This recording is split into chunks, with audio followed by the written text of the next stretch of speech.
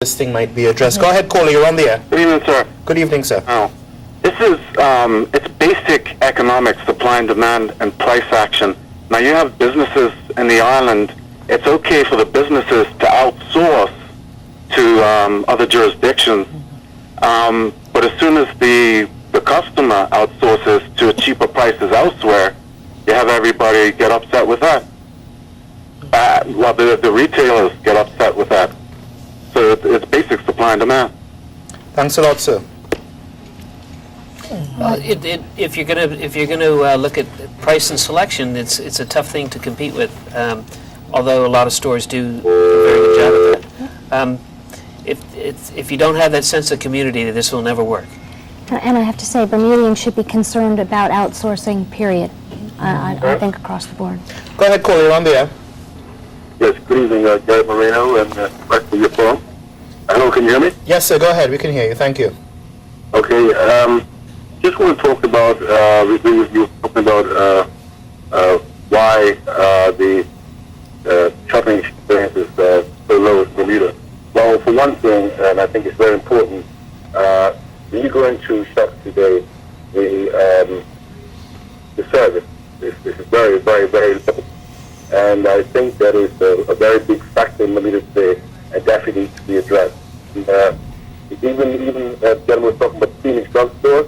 Yes, it's a nice shop in the Phoenix drugstore, the older drugstore, but always being on top because of doing what it is.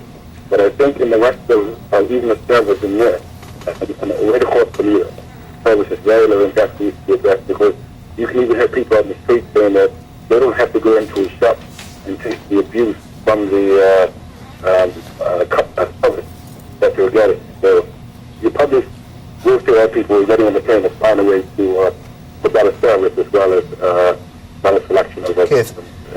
Thank you very much, caller. How do you guys respond to that? And it's all coming back to the same thing: choice, price, Service. and variety, service.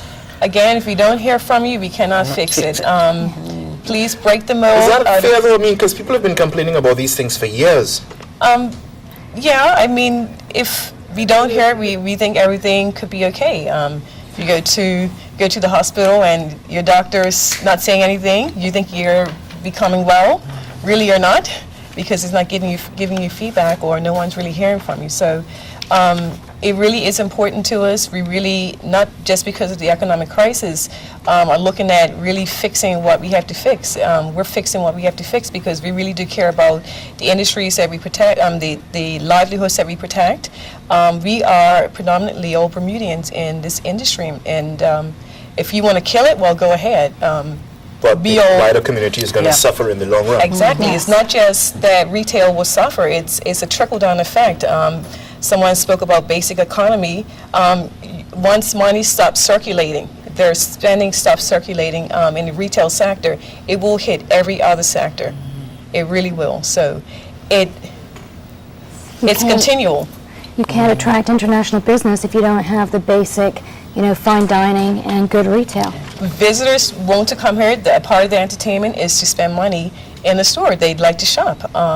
We are really at a point where we're recognizing this, and we're shifting the paradigm. So, Gary, I think feedback is, just to reiterate, feedback's really important. And we're all sitting around this table, we're all trying to create a better shopping experience. And we'd like to hear if we're doing poorly or if we're doing good. Here's an interesting question. Have you seen the numbers drop since the corporation increased its parking vouchers and fees? It has become a deterrent for those of us who do not work in Hamilton, as they continue to reduce street parking as well. It has got to the point where one avoids going into Hamilton even to meet for a quick lunch with friends weekdays and a browse through the shops afterwards. Have you all been discussing with the Corporation of Hamilton efforts to get people into the city to continue, well, not just into the city, but, well, in this case into the city, but I'm sure retailers throughout the island are, what are they doing, discussing with the authorities that be, in order to have customers come to stores, want to park their cars wherever they need to, walk around the city, walk around Dockyard to see what there is, and so on. This person is saying the rise in parking fees is something of a deterrent. Perhaps they should cut off Reed Street at a certain point and then bust them in. bust the people in so There's they been don't a lot have of to talk worry. about that, Yep, as well, the bust them in. pedestrianization Cut of them Ring off. Street. Yeah. But I think part of the Because reason there's that no they parking. have increased the parking fees is to force people to move off after an hour or 2 hours, because you get people who are working in Hamilton who are running out and changing the ticket on their car, and they're using all the shopping parking to park all day to work in an office. We've been very vociferous about the number of parking spaces in Hamilton, and that's something that we will continue to work with the corporation. But that has been maintained over a period of time, and we haven't seen the rise in parking fees as a deterrent so far. Caller, go ahead, you're on the air. Good evening, Mr. Moreno and Good to your evening, guests. ma'am. Good evening. One of the issues that I have with Hamilton is that it is very unfriendly to handicapped people. If you try to go to Cooper's on the water side, fine. If you can find a parking space close by, I use a scooter. I can get down to the door, but unless some kind soul comes along, I can't get in because there's a heavy-seated door which has to be pulled to be open. Further to that, if you go into Cooper's on, a friend was telling me on Church Street, you can't get down because the elevator has a step or it's not level with the floor. Gibbons Company has a handicap ramp which goes around a pole. Not very convenient. So even to go to the Bank of Butterfield on Rosebank, there's no handicapped access. Bank of Bermuda on Church Street, you can go around to the side, but there is no one. I've been there with a walker and seen two gentlemen sitting in chairs, and neither of them made any attempt to help me to get in. So these are the sorts of things that deter me from shopping in Bermuda. I prefer when I go away, I go to a mall and everything is there. You don't have to be bothered with doors that don't open and that sort of thing. So unless Bermuda decides to become handicap friendly, then we're going to have severe problems. Thank you very much for your comments, ma'am. Good Care to points. respond to that? Yeah, very good points. I'd never realized that the door jam at the Harborside store actually prevented people coming in one of those either a wheelchair or another form of handicap transportation. A lot of our buildings that we rent are old buildings, so you're somewhat limited, and you don't own the buildings as well, so you are somewhat limited. Hamilton is a city that's been around for a while, but luckily there are many new buildings with that are up to code, up to modern code, and I think the caller will probably appreciate going into the newer locations, especially the Bank of Bermuda, which they're completing right now. This is an interesting question here. So I should just take your inferior product offering because I am responsible for securing jobs of those affected by retail? I think this person has missed the point, or... I think so. I don't think we offer inferior products. Our product in our store is the same thing. We attend the same trade shows, sources for product that you can find in the U.S. East Coast and West Coast.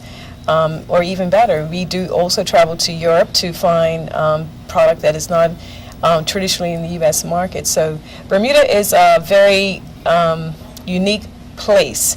For what we have here, for the size of the island and for the population size, we do have more stores here and more offerings than they probably do in half of the USA. Quality. That's interesting. We Yeah. have And I would quality. say that the product offering here is superior, not inferior, by any stretch of the imagination. I'm continuously impressed with what retailers are doing in Bermuda. Go ahead, caller, you're on the air.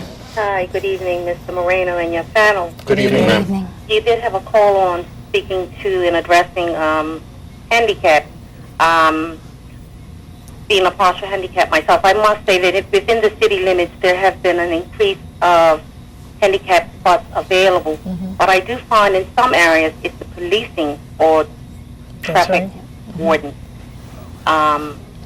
It's fair for somebody who has the ability to walk and get about by themselves to say, oh, well, we just cut off, part of Reed Street. But then how do handicapped people, what adjustments are going to be made for us? We can't sometimes jump up on a trolley, because it's